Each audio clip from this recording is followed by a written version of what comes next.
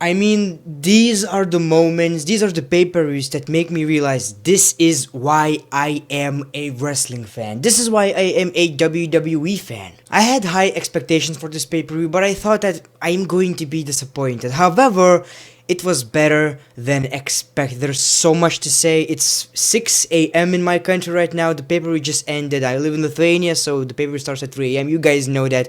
And most of the time, I fall asleep, so there's no review. And the next day, I think it's just people don't care anymore, so I don't do these videos.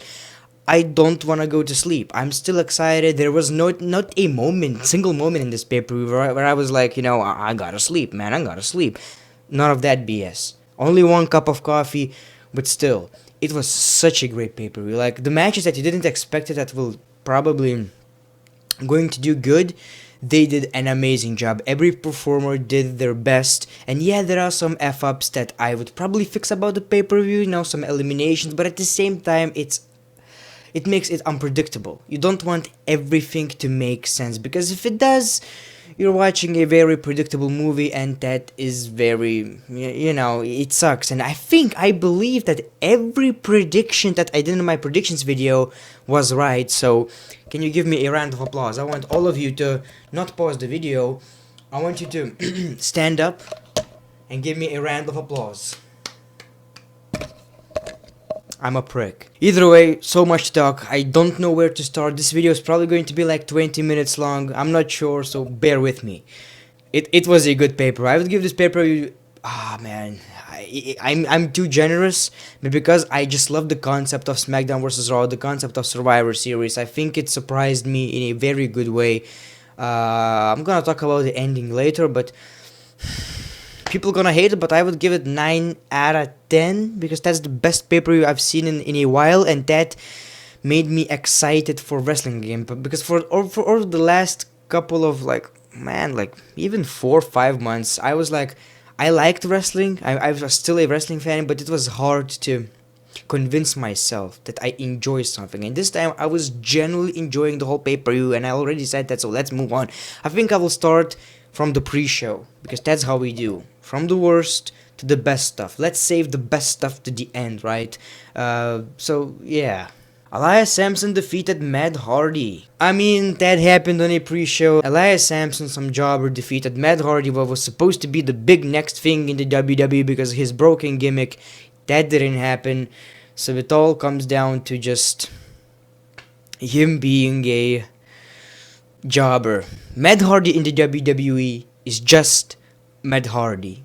He's not the broken guy who does all these things, innovative Matt. No, just this is the same Matt Hardy that we've seen in the WWE, used as a jobber, and I don't want to talk about it anymore. WWE Cruiserweight Champion Enzo Amore defeated Kalisto. I think for the first time Enzo Amore kinda won in a very strong fashion without cheating a lot. Like, there was this F-up where Kalisto hit the turnbuckle, and then Enzo Amore hit his finisher, 1, 2, 3. Enzo Amore is still your champion. I think it was pretty dominant, and the match was alright, for a pre-show. You don't expect a lot, right? And the entrance of Kalisto where he pretty much runs trampoline and jumps over the ropes. He jumped and he stuck on his belly with the ropes.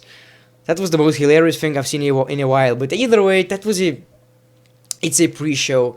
Who gives a crap? Enzo is still your champion. Give someone new. Bring back Neville, and Neville versus Enzo. Bring back that title to Neville. That's all I want. The match was alright, nothing too special. Enzo Amore wins with his finisher. Kevin Owens and Sami Zayn defeated Breezango. So pretty much Kevin Owens and Sami Zayn came out, said that it's not fair, we should be in this pay-per-view, Shane McMahon and all his politics, all those sorts of shit that they probably said on SmackDown anyway, but then they realized that they have to face Breezango with these tickets, all of that crap. The match was alright. Sami Zayn and Kevin Owens obviously win with a pop power bomb. Not a lot to talk about right here, it's just a filler, because you have a 2-hour pre-show. What are you going to do? Let's get some random matches. The Shield defeated The New Day. Let's get to the good stuff. Now, that match That match was good. What a way to open Survivor Series. Now, the biggest things that I like, now I'm going to try to remember, but I'm not going to remember everything. The biggest things that stick out to me is that Big E looked very strong. Like, he looked like close to Roman Reigns during that match. And there were so many great moments where basically near falls. Every New Day member hits kind of their finishers, and you kind of think, well, they're going to win. They are really going to win. However, Shield would interrupt, and so many great moments. Especially, I like this one where pretty much Big E had Dean Ambrose and Seth Rollins, I believe. You know, his finisher, and they pretty much did this double thing from the top rope, both. So he did it to two opponents. It was probably one of the best things I've ever seen by the New Day. That was seriously great. And also the New Day were trying to pin Dean Ambrose or Seth Rollins, I don't remember, but Roman Reigns actually speared one of the New Day members through the pin, you know, through the cover. So that was also an amazing moment that I actually never seen before. And they won with a very, very cool move, the Shield with a triple powerbomb, but not a regular one. Roman Reigns was on the second rope, and he had Big E, I think. Or not Big E, I don't remember. That's the biggest, that's the hardest thing for me, to remember who was it. So he had his opponent in this position, Dean Ambrose, Seth Rollins, also on the second rope, and bam. 1, 2, 3, the Shield wins, just like expected. I don't have any complaints about that one. The New Day looked so strong, like close, 50-50 to the Shield, but the Shield won. Can't complain. 10 out of 10, 9 out of 10 match. Absolutely loved it, and that got me pumped up for the pay-per-view. So that is the first match, and it absolutely blew my mind how great it was. The United States Champion Baron Corbin defeated the Intercontinental Champion The Miz. Well, the biggest thing I have to say about this match is that it actually surprised me in a very, very nice way. During this match, it kind of felt to me at first like The Miz is this babyface. Like, you know, when it's a heel versus heel, one of them has to be a babyface, because the crowd was behind The Miz, and they always are. It felt like The Miz is kind of a babyface. He also had his goons, and Maurice was here. And the best moment of this match for me was Baron Corbin pretty much going to Maurice and saying that this is what a real man looks like, and he blew a kiss to Maurice. I thought that's such a jerky thing to do, but it made me... here's the thing. I realized something watching this. Baron Corbin is not that bad. I absolutely love him. Like, the way he just destroyed the goons, the Curtis Axel and Bo Dallas. The Miz also looked very, very strong and dominant. When you think about it, Baron Corbin is this huge dude. The Miz had some offense. But at the same time, the way his finisher, End of Days...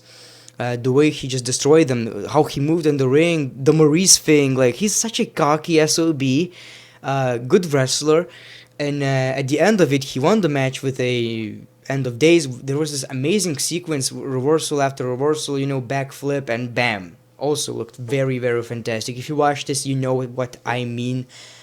And he also punched Curtis Axel with this thing. So that was nice. But what I liked about it is the finisher, and at the end of it, he cut this promo like, I proved all of you wrong. Pretty much, I'm your United States Champion. I proved all of you wrong. I don't give a damn about you. And he left. And I was also surprised that they actually used the Miz when he said did the F-bomb on Twitter. You remember that on where he was basically...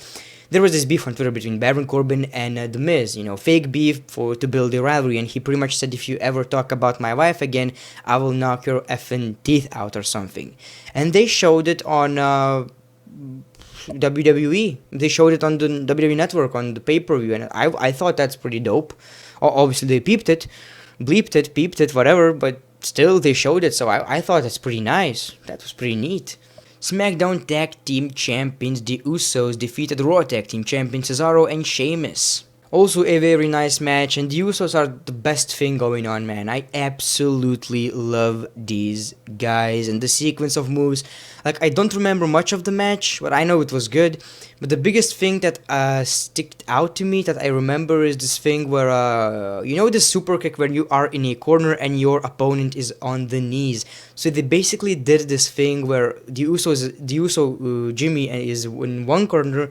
What am I talking about? And Jay is in another corner. Sheamus was on his knees in the middle, and they did the super kick at the same time. Pretty much one leg is here, second is here, so Sheamus was knocked out. And then somehow one of the Usos was in the corner, you know, in the position where you tag your opponent, and one of them was running, jumped pretty much in the air, tagged another Uso. He jumped on Cesaro, and another jumped on Sheamus with his finisher, Splash. 1, 2, 3, great finish. Just like I wanted it to be. I wanted Sheamus to get pinned because Cesaro was pinned a lot lately, so I think they did a great job with it. It looked absolutely amazing, and I wouldn't even change a damn thing about it. I think it was perfect. So just like I've said, every match surprised me in a very, very nice way. I didn't expect, I knew they were going to make a great match, but like every match was good. I didn't expect that any... SmackDown Women's Champion Charlotte Flair defeated Raw Women's Champion Alexa Bliss. Now, out of all the matches, I thought that was kind of the worst, in my opinion, except the pre-show ones. I'm not talking about those ones. Don't kind of count on the pay-per-view. But this one was like, it was a good match. Of course it was a good, every match was good, but out of all of this, I think that was kind of the weakest, in my opinion. I'm not quite sure, but probably. I thought it was like at first very, very hard to invest in that. At the end of it, they blew it. It was good, but at first it was like really, you know, these type of matches where at first you're like not into it. It drags, but then it gets better. So I think that was one of these cases. And of course, Charlotte won with her finisher, which I think was a great decision. Alexa looked strong, and she was basically crying. I think during the match even, she was like, no, don't touch me. But that was playing possum, whatever. She was, you know, acting, and took advantage of that. But at the end of it, she lost, and she was in the corner holding her championship like her baby, but she still looked good. Charlotte won, have no complaints. Decent match. I honestly expected Alexa Bliss to attack Charlotte after that and then Carmella to cash in. I think that would add up to the pay-per-view, but either way, it was pretty decent. Women's 5-on-5 Survivor Series match. It was also pretty good. I think the eliminations were really odd. I think the first one, if I'm not mistaken, the first eliminated was Becky Lynch, yeah. And then it was Bayley. So it's one of the strongest women were actually eliminated first, which I honestly like. It doesn't matter. If you are eliminated in Survivor Series matches early, it's not as bad as losing a one-on-one match, because there are some cluster Fs, and you know how that works. However, if you're Asuka and you're getting eliminated, that's not the best thing. And Nia Jax was eliminated by countout. I thought that's pretty lazy. I thought that's pretty lazy. Wasn't it the last year the same? Or was she was pinned last year? Well, that was worse. Anyway, and it was a decent match also. I loved it. Obviously, Asuka was the last woman standing, the sole survivor of Team Raw. So, and that's the way you do it. I don't think there's another possibility. I also find it a little bit weird that the last SmackDown woman was Natalya, actually. So I thought that's pretty surprising. So Natalya versus Asuka were the last one, and I think Natalya did her submission move, and then Asuka and Natalya tapped out. Great moment. So happy for Asuka. Hopefully they will book her and continue to book it the way they do right now. That was a weird sentence. Universal Champion Brock Lesnar defeated the WWE Champion AJ Styles. That was my favorite match of the night. Absolutely shocked. Most of Brock Lesnar's matches are like this. He gets beaten up a bit, Suplex City, F5, wins the match, gets out of here because it seems like he doesn't care. When Brock Lesnar doesn't care, similar to Randy Orton, when Randy Orton doesn't care, he's not going to put this amazing match. But when they do care, they're going to put all of it. And this match is stacked in my memory because I just remember every bit, because I was enjoying it. I was enjoying it so much. For some reason, when AJ Styles landed from these suplexes and all of that crap, the knees, it felt so strong. Like, I felt it. It's hard for me when you watch wrestling all the time. You don't feel that anymore. You just you get used to it watching people fall, and you're like, okay, they are professionals. But when he slammed AJ Styles so many times, it's either AJ Styles' ability to sell or that was natural. I'm not quite sure. But the beginning of this match, like the whole 5-6 minutes, maybe 10. I don't know, but pretty much Brock Lesnar destroying AJ, and AJ had zero offense at first. And then AJ Styles capitalized on his legs, and then he did this all flying stuff because Brock Lesnar is this big dude. AJ Styles is quick, so he did this shit. He also injured Brock Lesnar. He pushed him through steel steps, and that looked nasty, man. Brock Lesnar had bruises all over him. And what I believe happened right here, Brock Lesnar absolutely cared about this match. He absolutely gave a crap. Also phenomenal forearms, 450 splashes. Like, Brock Lesnar took a lot of painful shit during this match, which is surprising, very surprising. He really cared about this match, and what I believe happened is he knows AJ Styles is the greatest wrestler. Paul Heyman probably said, you're facing greatest wrestler, you might wanna put a great match. And what I liked about it the most is that AJ Styles looked really strong during this match. At first he was this underdog, and then he was just like fist to fist to Brock Lesnar, which I absolutely loved. And what I liked about it is that he was doing this phenomenal forearm, but Brock Lesnar catched him, and maybe AJ Styles got away, and then was a quick. I don't remember. All I know is that was a quick F5, which just like I've said in how to book Survivor Series video. You need to do it quick so it doesn't look like you're carrying AJ Styles on your shoulders, and then bam, it makes you look weak. It was this very quick F5. AJ sold it perfectly. 1, 2, 3. Brock Lesnar had a smile on his face. He sold this injury. Another thing that I should mention, both of them were injured, and they capitalized on these injuries. And when AJ Styles had Brock Lesnar in his submission finisher, the crowd were absolutely loving it, and Brock Lesnar sold it so well. He was screaming, so that made AJ look good. But at the end of it, when Brock Lesnar won, he smiled, and it seemed like he was so happy with the match, with the performance. And so much respect goes to Brock Lesnar for actually caring and putting a great match, because I haven't seen that from him in a long time. Maybe that was the best match of his run from 2012. I really think so. And AJ Styles, all of that great match was because it's AJ freaking Styles, and words cannot describe how much I respect him, because if there is a bad AJ Styles match, show me in the WWE. Haven't seen that so far. This guy is, I don't know, he's like 40, 42, 43, and he's moving like a 20-year-old. That is just unbelievable. I don't know how the fuck they're doing that. But that was the highlight of the night. So shocked that it happened. I thought it's going to be this regular Brock Lesnar shit, but I guess they proved me wrong, which I absolutely loved. 5-on-5 Raw vs SmackDown. Raw defeats SmackDown live. That was a very weirdly booked match. It was good, but the first two eliminated were actually Shinsuke Nakamura and then Bobby Roode, which was really weird. But then we got to see this Triple H versus Bobby Roode. Randy Orton was in a ring with, I believe, Finn Balor.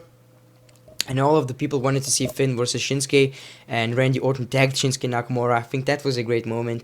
We got Randy Orton versus Triple H. We got John Cena versus Kurt Angle, recreating the John Cena's debut. And the eliminations were really weird. Then we got elimination of Samoa Joe, Finn Balor, and then John Cena was eliminated with a lot of finishers because it's John Cena. He was also not wearing a t-shirt, SmackDown t-shirt. He's such an he's so egoistical. I don't know, so weird. We got Randy Orton and John Cena teaming up against Braun Strowman. That was a good moment because we all know the history between Orton and Cena. They were the faces of the company, and it was so awesome to see them just fighting against Strowman like in a Ninja Turtles movie against a boss. It looked kind of good. I don't know. I enjoyed it. But one thing that I messed up during this review is that I should mention that we got 2-on-4. I think. And then Randy Orton eliminated Finn Balor with an amazing RKO. So then we got 2 versus 3. Obviously, Sami Zayn and Kevin Owens interfered, but Shane McMahon screwed them with a steel chair, so that was good. And then Randy Orton was eliminated by Braun Strowman with his finisher, and Randy Orton finally eliminated. He was the best guy of the Survivor Series of all time, maybe, but this time he was eliminated, but he was until the end, maybe near the end. So that's good. And then we got Shane McMahon versus Braun Strowman, Kurt Angle, and Triple H, which was like the weirdest thing ever. Shane McMahon, the last man, versus all of these 3. I thought like, well, Sami and Kevin Owens were here, so what's the point right here? I really didn't get that. But then we got Kurt Angle versus Shane McMahon, and pretty much Triple H interfered, pedigree to Kurt Angle, made Shane McMahon pin him, and then he was like to Shane, "Are you alright? Are you alright?" Pedigree to Shane McMahon, pins him, celebrates, and Braun Strowman is just looking like this, doesn't understand what's going on, and Triple H is like, yeah, puts Braun Strowman's arm, and they're celebrating, we're all buddies, it's so good right now. However, Braun Strowman didn't like that. He choked him, and he said like, if you're ever going to do that again, I'm going to destroy you or something. And then one finisher, another finisher, ends the pay-per-view with Braun Strowman standing. So the whole thing about this pretty much confirms Triple H versus Kurt Angle at WrestleMania. That was all. So either way, it was a good match. I don't agree with the ending. I think it focused too much on the whole Raw brand instead of focusing on the Raw versus SmackDown aspect. So it was kind of a build for Monday Night Raw's WrestleMania. So SmackDown was like this, tea show. So when it all comes down to it, I would say the 2016 was still better. It was better. I think this match was kinda a little bit ruined. It was a good match, I enjoyed it. It wouldn't change a lot, but I think it was a little bit ruined by the big egos of Triple H and John Cena. I just, let me know in the comments below, did you enjoy it? I might do another video for this pay-per-view, I don't know, let me know in the comments below if you wanna see it. I might film it right now, not quite sure. Make sure to follow me on Twitter. Make sure to subscribe to my other channel, Greatness TV. Make sure to follow me on Instagram. If you would do all of these things, thank you very much. I love you. Either way, let me know your rating in the comments below. I would give this pay-per-view, just like I've said, very generous. But because I really experienced this love for wrestling again, and not that I think this pay-per-view was like really, really, really great, but I enjoyed it. So it's my rating, 9 out of 10. If I would look it from other eyes, like the booking, all of that crap, it probably wouldn't be 9 out of 10. But I'm talking about my enjoyment, excitement for the pay-per-view, and the build, which was really weird, but it still got me pumped up for the pay-per-view. So I will give this 9 out of 10, and mostly because the matches were really good, and I enjoyed it. The great one, peace, love, and hugs. It's been a pleasure.